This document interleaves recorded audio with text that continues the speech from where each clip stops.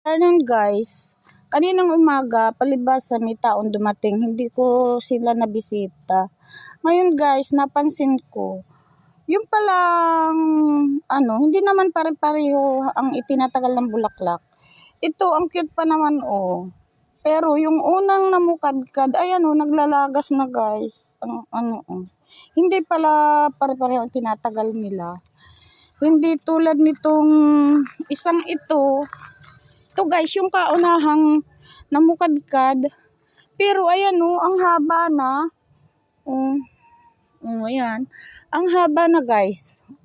Pero, hindi pa rin siya nalagas.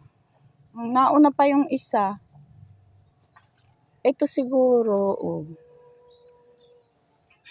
ayan. Sa haba niyang meron pa ding natitirang buds, hindi pa ubos. Kaya hindi pala sila pare-parehas ang itatagal ng flower. Yan guys. Thank you.